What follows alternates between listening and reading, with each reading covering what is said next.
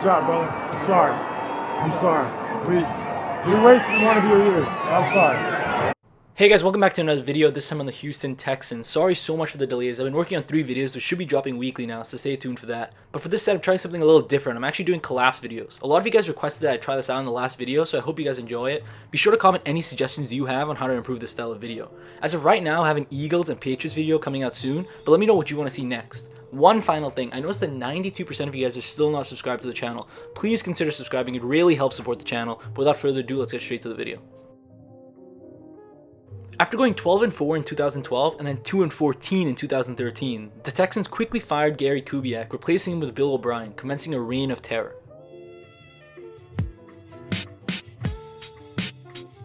The Houston Texans select Jadeveon Clowney, defensive end, South Carolina. The Texans' biggest problem in 2013 was their quarterback, Matt Schwab, who set records for his terrible play. So the Texans decided to move on and instead refocus on Ryan Fitzpatrick to lead the offense. So instead of drafting a quarterback with their first pick, they instead decided to draft Jadeveon Clowney, one of the best rushing prospects the NFL had seen in years. While Clowney was heavily hyped entering the draft, there's still a lot of questions surrounding his worth ethic. Bill O'Brien, the Texans front office, believed that training alongside JJ Watt would allow Clowney and Watt to become a defensive super team. This newly focused Texans team immediately looked to be far more promising from the abysmal 2013 team, and excitement and expectations are high for this new Texans team led by O'Brien. The Texans started off the season hot with a 3-1 record, already surpassing last year's win total. However, almost immediately the Texans' lackluster offense began to catch up with the team, as the Texans dropped their next 3 games mostly due to offensive struggles. Heading into the bye week, the Texans were 4-5 and decided to bench Ryan Fitzpatrick for backup QB Ryan Mallett, who would only start 2 games before having a season-ending injury, allowing Fitzpatrick back into the starting role, where he suddenly began to show out, throwing for 6 touchdown passes against the Titans. Despite this momentum he brought, the Texans would suffer a close loss to the Colts in Week 15, eliminating them from playoff contention.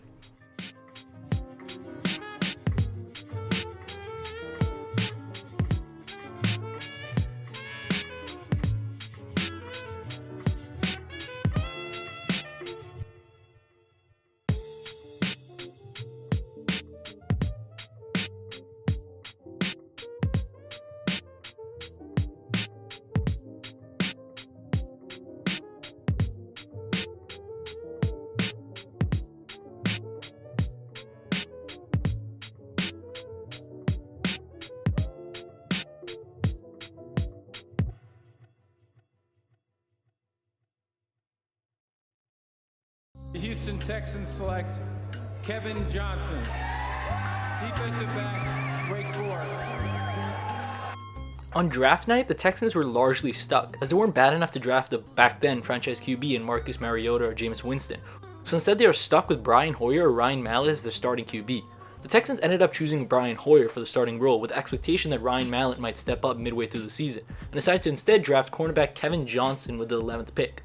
Defensively, the Texans were looking scary, as JJ Watt had just wrapped up one of the craziest individual seasons in NFL history, and was now being complemented with the addition of Clowney, who was forced to sit last year out with injuries. Overall, this team's ceiling depended on how well the offense could perform, as last season they were consistently holding the team back from success. In the first few weeks, the Texans were terrible, starting off an abysmal 3-5 with blowout losses to both the Falcons and Dolphins. It was only in the second half of the season when things began to click, as the offense finally began to improve, allowing the Texans to storm to a 6-2 record, clinching the playoffs for the first time in the Bill O'Brien era. The wildcard matchup against the Chiefs immediately started off on a low note, with Niall Davis returning the opening kick 106 yards to immediately jump out to a 7-point lead. We'll bring it out from 6 feet. Davis across the 50. Davis is gone! Touchdown, Chiefs! This game was brutal as the Texans' offense crumbled under the Chiefs' defense. Brian Hoyer threw for 4 interceptions and 1 fumble, consistently giving the Chiefs amazing field position to allow them to shut out the Texans and win comfortably 30-0. After the game, many criticized the Texans for their play calling that ground the offense to a standstill, including this terrible JJ Watt wildcard play.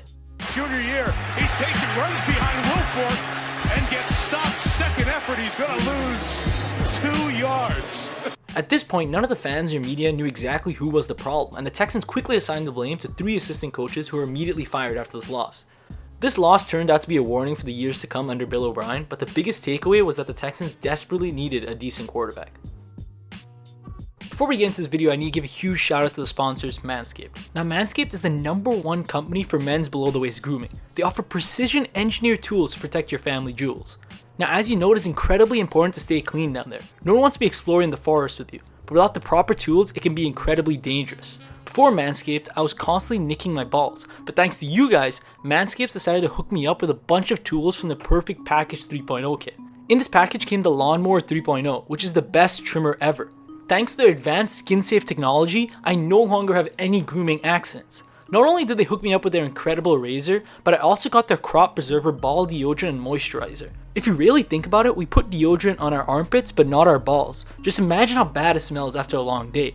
Not only does the Perfect Package come with this deodorant, it also comes with a Crop Reviver, which keeps your balls from sweating, smelling, and sticking throughout the day. On top of all that, Manscaped threw in 2 free gifts into the Perfect Package: a pair of high-performance Manscaped boxer briefs and an amazing quality travel bag to store all your grooming goodies. Now, to be completely honest, I have never enjoyed a sponsored product more than Manscaped. It really is worth all the hype. Think about it, soon quarantine will be over, you and your boys will be hitting the town, and you need to be clean for that after party.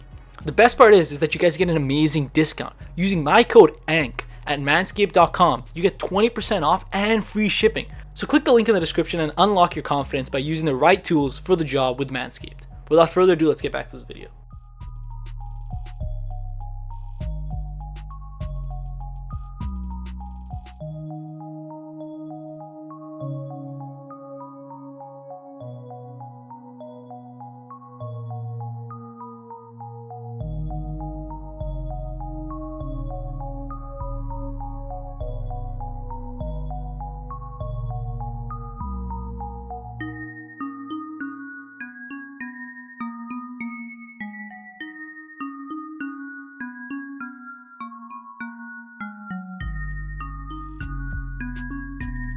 The Houston Texans select Will Fuller, wide receiver, Notre Dame. There you go. So it is a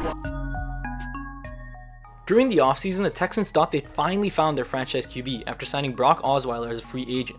In addition to signing a new QB, they also decided to improve their running back situation by signing Lamar Miller to replace the largely worn-out Arian Foster. These new additions, along with the emerging superstar DeAndre Hopkins, made the offense seem far more capable in the last few years.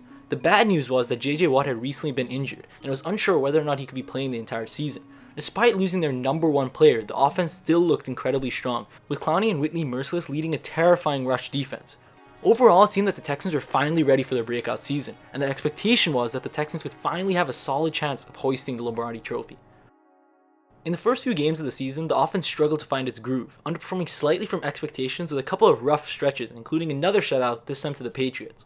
What was even worse was that in week 3, JJ Watt underwent surgery, forcing him to sit out for the remainder of the season. Despite this loss, the defense, led by Clowney and Merciless, dominated, establishing themselves as the statistical #1 defense in the league, carrying the Texans to another 9-7 record for a wildcard spot.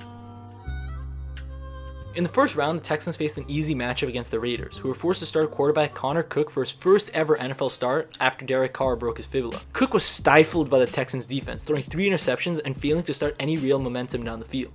The Texans offense finished the job, winning the game a comfortable 27-14. Well, Cook, design roll out to the right, he threw it up for grabs, and it's fielded by Clowney. It was an important game trying to win the division for Oakland. Cook swung down by Whitney Merciless. Look out! Merciless has him and swings him down. Rush. Cook has time. High throw, and it's intercepted. They drafted well. They've done a great job in free agency, and Cook throws an interception. A.J. Boye. In their divisional matchup against the Patriots, the Texans struggled, mostly due to their lack of experience, allowing the Patriots to take a 14-3 lead in only 6 total offensive plays. Despite the Texans defense forcing 2 interceptions and keeping Brady to below a 50% completion rate, Brock Osweiler completely collapsed down the stretch, throwing 3 interceptions and failing to convert on great field position, allowing the Patriots to comfortably win 34-16. They get it over to Lewis. Look at this speed. Dion Lewis to the... It's Dion Lewis. From the 2 and taken off. 98 yards.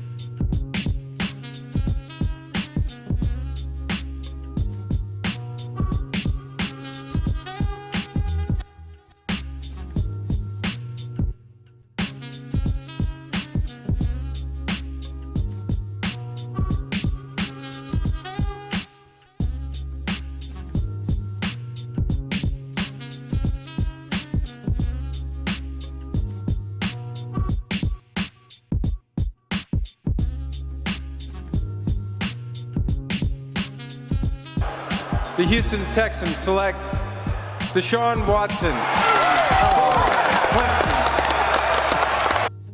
What the last few years had shown was that the Texans desperately needed a top-tier quarterback that wasn't Brock Osweiler, and at first the Texans were reportedly set on signing Tony Romo before he abruptly retired. So their backup option was drafting Patrick Mahomes, but suddenly on draft night the Chiefs traded up and stole Mahomes. So Texans panicked and traded up to the 12th pick to draft Deshaun Watson, a decision Bill O'Brien was reportedly strongly against. The Texans decided to commit to Watson either way, and other than that didn't really change much from last year, and the expectations were equally as high for a deep playoff run with Deshaun Watson, DeAndre Hopkins, and the returning JJ Watt leading the way.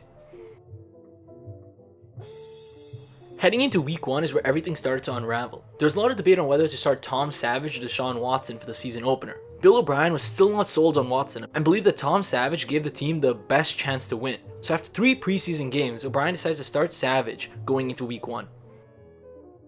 In week 1, Savage was terrible, going into halftime 7 for 13 with 62 yards and 2 fumbles, so O'Brien decided that it was time to start Deshaun Watson in the second half. While Watson was slightly better than Savage, the biggest weakness for the Texans was their terrible offensive line, which had allowed 10 sacks during that game. The Texans continued to play with this terrible line, and heading into the bye week, the Texans were a modest 3-3, led by record-breaking statistics from Deshaun Watson, who was dominating. Despite this crazy output, the Texans' #1 priority had to be improving their line to protect this now rookie sensation. It is with this background that brings one of Bill O'Brien's worst and least known failures, his handling of the offensive line problem. Now, Dwayne Brown was the Texans' best offensive lineman, and he was known to be a vocal leader in the locker room. But so far in 2017, Brown had decided to hold out because he had no guaranteed money left on his contract, which is the death wish for an offensive lineman. So Brian, rather than extend his #1 tackle to improve their league-worst offensive line and protect his rookie quarterback Deshaun Watson, decided he didn't want to start a culture that allowed this behavior, and told the front office to trade Brown to the Seahawks for Jeremy Lane and a 2nd and 5th round pick. One of the worst moves I've ever seen from an NFL coach.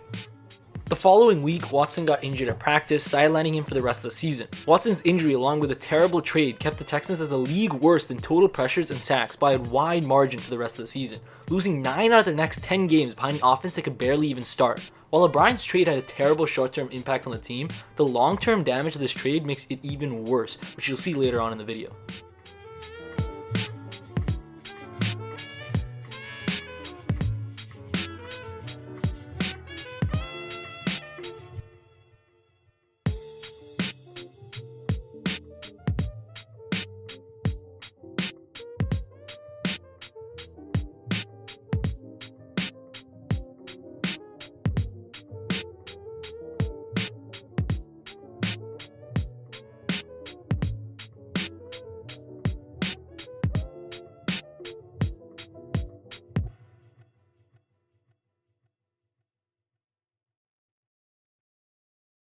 Houston Texans select Justin Reed, defensive back, Stanford.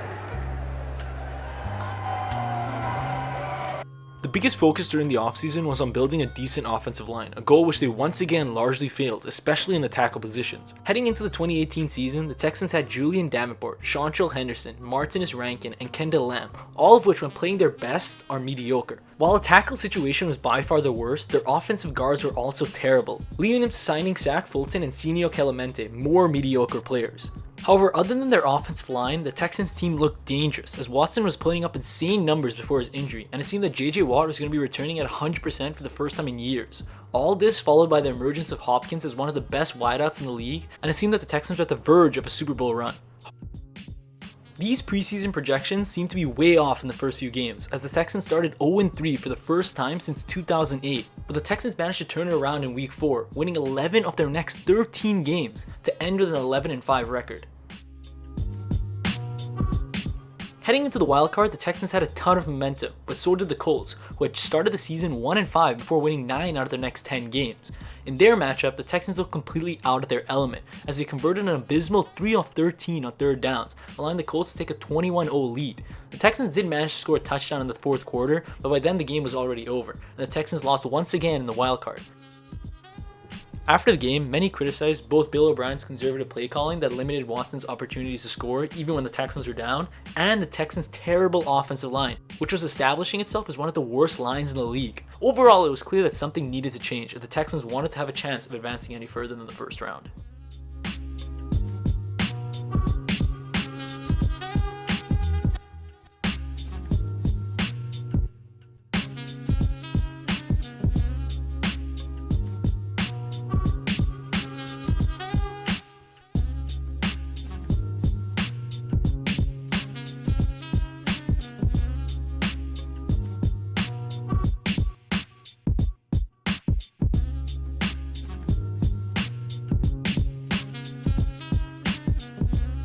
Texans select Titus Howard, tackle, Alabama State.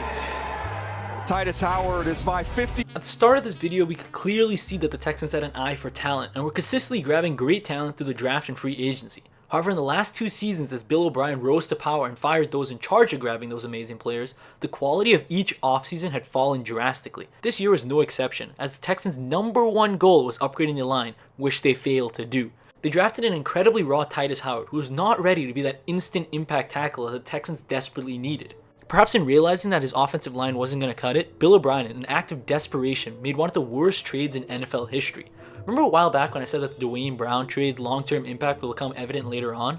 Well, the Texans desperately needed a decent tackle to protect deshaun, so they decided to send a safety and offensive tackle, 2 first-round picks, and a second-round pick for Laramie Tunsil, Kenny Stills, a 4th and a 6th. If that wasn't crazy enough, Bill O'Brien decided to not immediately sign Tunsil to a new deal, giving Tunsil the most leverage an offensive lineman has ever seen, and Tunsil took full advantage, giving himself a $22 million per year contract for 3 years, making him the highest paid offensive lineman in NFL history, further contributing to the Texans' salary cap issues. If that wasn't bad enough, Bill O'Brien also decided to trade away Pro Bowler Jadeveon Clowney. Now, whether that was the right move for the Texans is actually debatable, but the Texans messed up the timing of the trade. Had the Texans made the trade before July 15th, any other team could sign him to an extension. However, since the Texans missed the deadlines, they're essentially trading away a 1-year player. Even with this lack of trade value, the Texans still managed to get robbed, as they only got a 3rd-round pick, Jacob Martin and Barkevious Mingo, in return for a Pro Bowler, marking yet another terrible move from Bill O'Brien. Aside from all these trades and drama, the Texans revamped their secondary after losing both Tyrann Mathieu and Kareem Jackson, signing Deshaun Gibson and Bradley Roby to take their place. Heading into the 2019 season, the Texans were still an incredibly talented team. They were being held back by terrible coaching and a terrible line. Even though the Texans overpaid for Tunsil, the hope was that he could carry the entire line and unlock the Texans' full potential. The 2019 season saw a switch from the conventional Texans season, as this time the Texans' offense was dominating while the defense lagged behind.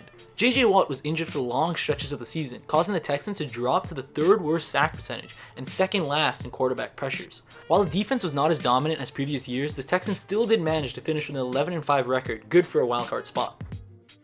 In a wildcard matchup against the Bills, the Texans' offense struggled, as they were held to only 62 total yards in the first half, allowing the Bills to jump out to a 16-0 lead. In the second half, the Texans rallied, outscoring the Bills 19-3 to force overtime. In overtime, both defenses were dominant, and after the Bills punted for the 2nd time, Deshaun Watson was able to get into field goal range and win the game. Texans. Got it. With this momentum of their dominant comeback against the Bills, the Texans came into the Chiefs game on fire. In only the first quarter, the Texans went up 21-0. However, the success was short-lived, as the Texans began to play excessively conservative for the rest of the game, allowing the Chiefs to score 28 points in the second quarter. While the Texans did manage to score 1 more touchdown in the third quarter, the Chiefs were far better and went on to win 51-31. After the loss, it was clear that O'Brien's decision-making was a major part of the Texans' loss. Throughout the game, his decision-making kept shifting. Firstly, in the second quarter, he decided to settle for a field goal on a 4th and 1 on the Chiefs' 13-yard line, deciding to play it safe, which is fine, not the worst call in history. But then on the next possession, he decides to call this terrible fake punt play on a 4th and 4 from their own 31-yard line, which quickly gets blown up.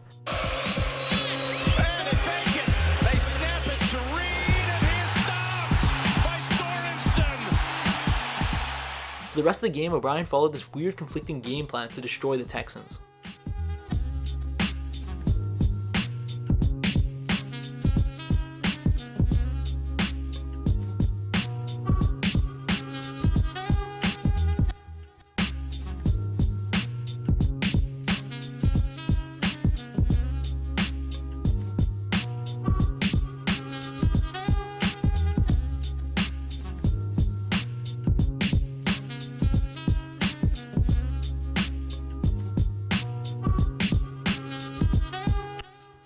Texans select Ross Blacklock, defensive tackle, TCU.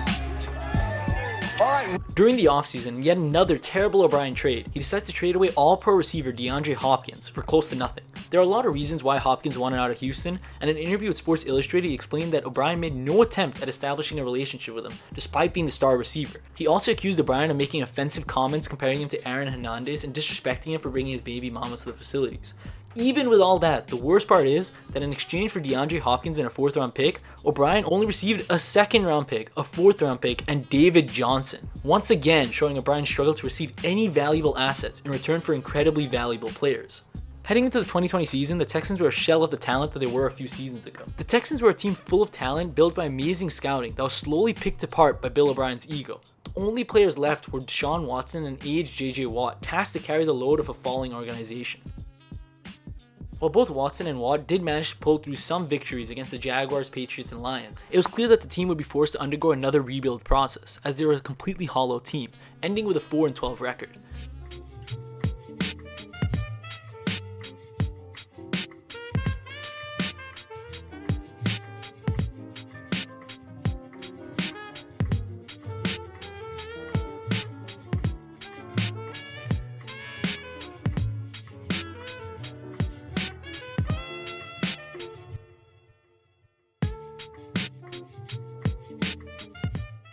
At the end of the season, the longtime face of the Texans franchise, JJ Watt, and the once prophetic quarterback Deshaun Watson asked out of the organization. JJ Watt was let go and later signed with the Browns, but in the case of Deshaun Watson, the Texans are refusing to let him go. Finally, the final domino piece to fall was Bill O'Brien, who after his long destructive time in Houston was finally let go. Finally, I would be wrong not to mention the ongoing legal battle that is going on with Deshaun Watson, with 16 women coming forward with allegations of sexual assault. While obviously these proceedings are just the beginning, there's been a lot of controversy surrounding the timing of these allegations. I won't make a comment on that until after the proceedings are over, but I will say that if these allegations do end up being true, we could be seeing the end of Deshaun Watson's young career already. Overall, the collapse of the Texans was a slow one, as the Texans built an arsenal of talent that after years of building reached its peak in 2017 to 2019, but due to poor coaching, they're unable to capitalize on this talent. And through terrible decisions from Bill O'Brien, every year the Texans' arsenal dwindled, until all that was left was the remnants of a once great team.